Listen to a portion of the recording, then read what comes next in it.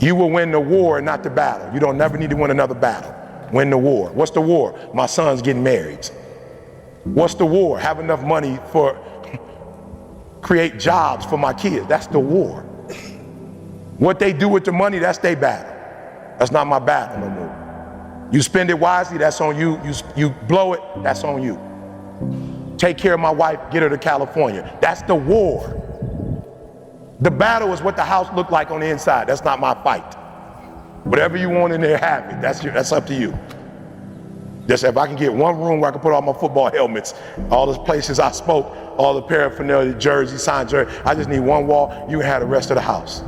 Why? Because I'd rather for you to have it the way you want it and have a marriage than to have all the rooms look like I have and be by myself.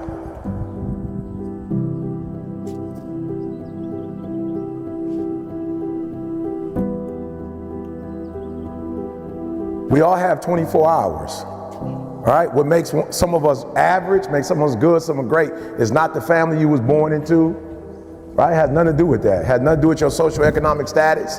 It has everything to do with how you command your life.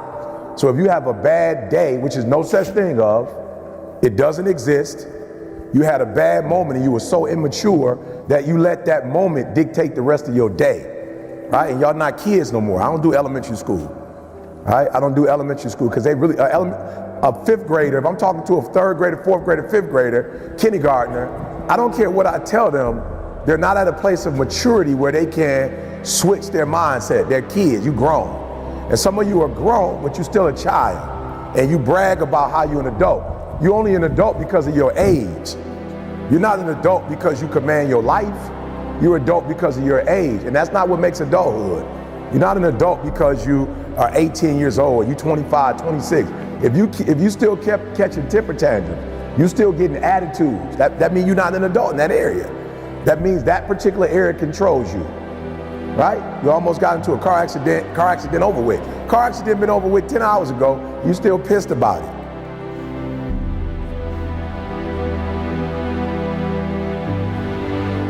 Or you done got into it with your friend. That happened 2 days ago and y'all still not talking. That's immaturity, right? And let me tell you something.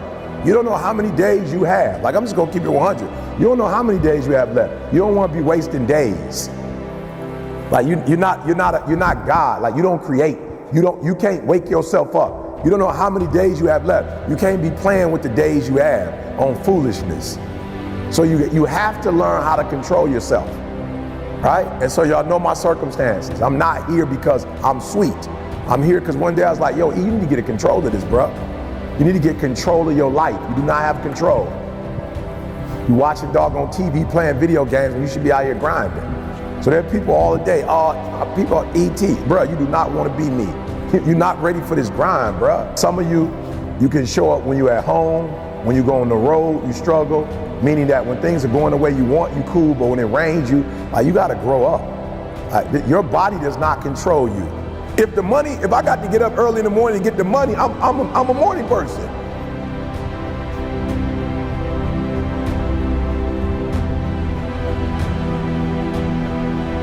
If I gotta go play somebody in their hometown and they got home court advantage, I'm about to come bring the heat. Like, listen to me, like you gotta stop playing. So most of you, what happens is, when everything is favorable, you a beast. Make sure you understand what I'm saying. When everything is favorable, meaning like whatever conditions you like, when those conditions are right, you a beast. But when the conditions ain't right, you get smacked in the face. You gotta grow up. You gotta be a morning person, afternoon person, night person. You gotta be at home person, on the road person. You gotta be when you feel good person, when you sick person, when you tired person. I took it offensive. My man looked at me, you tired. I'm like, bro, have you lost your mind? I'm about to kill it. I had to do back-to-back speeches. 4 o'clock to 5, then they wanted me to wait till 8 to start again. I had to sit there for 3 hours and wait and came and like, let's go. Each one of us, the things that you don't have control over is the things that's keeping you from being sweet.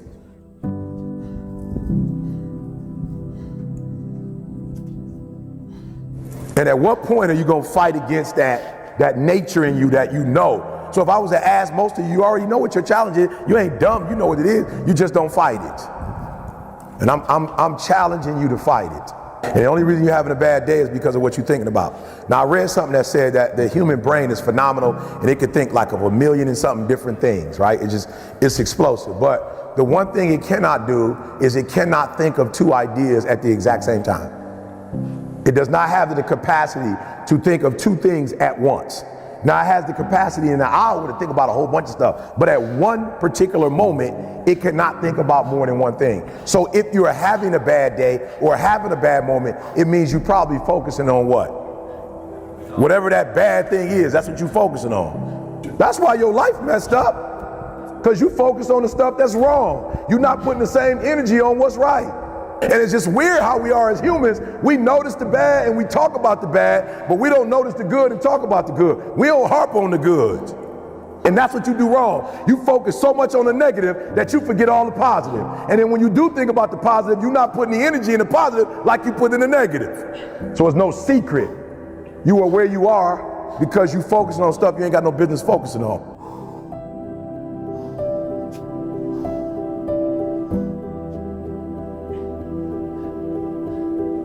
Those of you who know anything about basketball in the United States, there was a guy once named Michael Jordan. And when Michael Jordan, at the end of the year, he would win what's called the shooting contest. And so throughout the whole year, he might have averaged 32 points. He had the most points of any other basketball player as it relates to points in the game. If you paid close attention, the guy that was in second place might have averaged 30 points, and the guy under him might have averaged 29 points. Listen to me, this is important. But because Michael Jordan scored 32, he made millions more than everybody else because he was the top as it relates to scoring. For those of us who know about the game of basketball in America, for each shot is worth 2 points. So in actuality, Michael Jordan only scored one more, possibly, and I don't think he did, 2 more baskets a game than the average person, but this guy was a millionaire and made more money than anybody else because of one shot.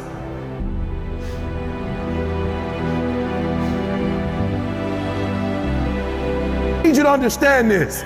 He was known around the world as one of the most popular athletes in the world, has made more money hand over foot than any athlete in the world. Why? Not because he made 10 more shots. Not because he made 5 more shots. The guy only made 1 or 2 more shots a game over the course of his career than everybody else, and he's better, makes more money, lived a better life than everybody because he sacrificed enough to get those 1 or 2 shots. And I'm telling you, you're not where you want to be financially, and it's not going to take 20 shots.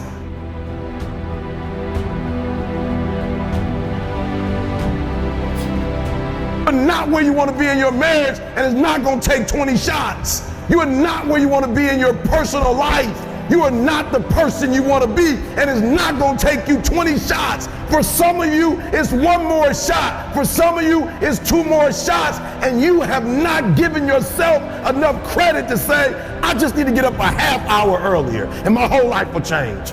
I just need to get up 1 hour early. I just need to work 1 hour longer.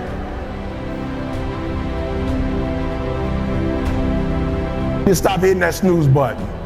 If you were to make that one change, that one sacrifice, you would stop dreaming and start living it.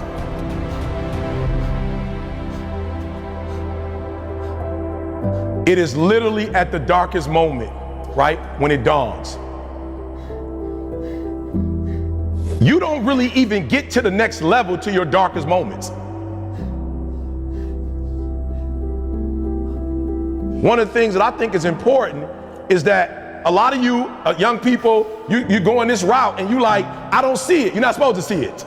Like, you're supposed to stay focused on what you focus on, and when you get to where you get to, you'll understand why you were doing this in the first place.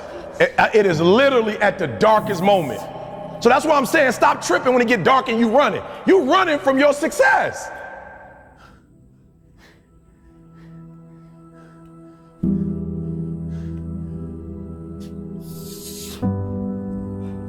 I never quit because I realized, like, why would you do something for 10 years then quit? Why would you do something for 11 years then quit? So for a lot of you, if you was gonna quit, you should have quit when you put your first grand in it. You like 20,000 deep now. You like 9,800 hours deep into it. It only takes 10,000 hours. It is not the darkest moment that's the problem. You the problem. And your perspective is the problem. You thought you was just gonna have a dream and a goal, and you was just gonna wake up and just walk into the sunset. You're like, dream, boom. It don't work like that. You have a dream, and then life punks you. Life punks you and say, do you really want this? I'm gonna give your wife MS. Do you really want this? 5 of your aunts gonna die of cancer. Do you really want this? You gonna lose friends. Do you really want this? Your mama gonna be pissed when you write the book about your family. Do you really want this?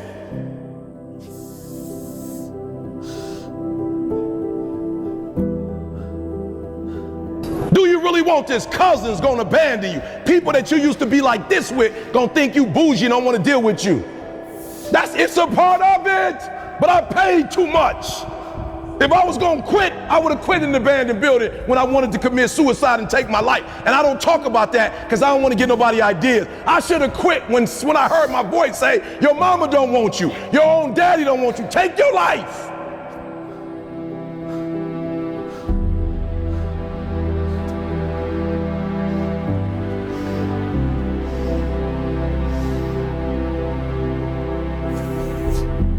I got through that, so why I'm gonna quit over a grade, an F on a grade? Why would I quit because I didn't do well on the master's degree? Come on. And so I'm telling y'all, you have come too far to quit now. You have invested too much to quit now. You have lost too much to quit now. Get a reward for your pain. Don't cry about it. Don't whine about it. Get a reward for it.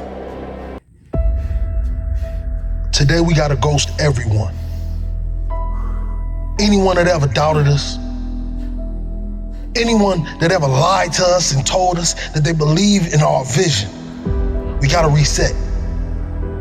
We live in a culture of busyness, distraction, and noise. And sometimes the only way something's going to change is if we disappear. We gotta focus on the reason why we started everything. Why we woke up early in the morning to grind. Why we cried those tears. When we wanted the world to say yes, but everyone continued to say no. You see, you gotta forget about the doubters. Can you unplug from people's ideas, from people's agendas, from people's viewpoints and perspective of you and life? Can you unplug? Forget about the doubters that told you that you didn't have what it takes to be the greatest. You gotta reset. What if you could just shut out every distraction?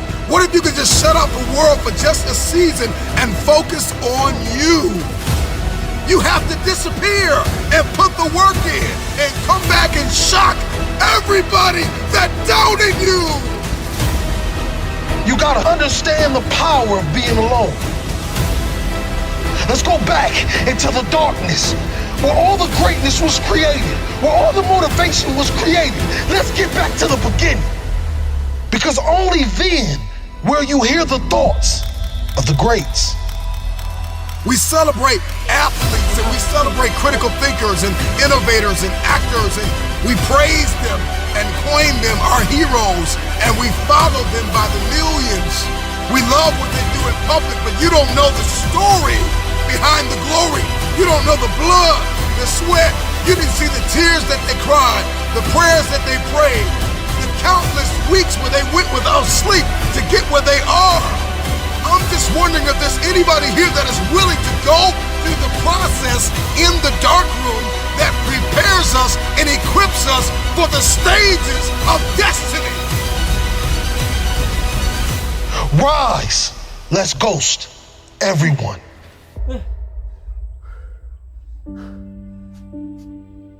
You gotta get back to that child that wanted to dream, that wanted to chase everything the world told him that he couldn't have. Yes, we gotta reset. We're surrounded by the noise. We're surrounded by the social media, the Instagram, all of these things that give us no fulfillment. And the reason why you feel this way is because you've been surrounded by negativity. You've been surrounded by individuals that call themselves your friend. But in all reality, they're just another energy drainer. They're just another person that wants to tell you that you cannot accomplish your dreams because they failed at every obstacle they ever tried to defeat. Let's go back into that hole. Let's go back into the darkness. Some of the most monumental and transformational portraits and pictures that we've ever seen were developed in the dark room. I'm talking to that athlete. I'm talking to that administrator. I'm talking to that nurse, that doctor. I'm talking to that student. I'm talking to that communicator. I'm talking to that pioneer, that inventor. I'm talking to that entrepreneur. I'm talking to that preacher. I'm talking to that person who refuses to stay where they are.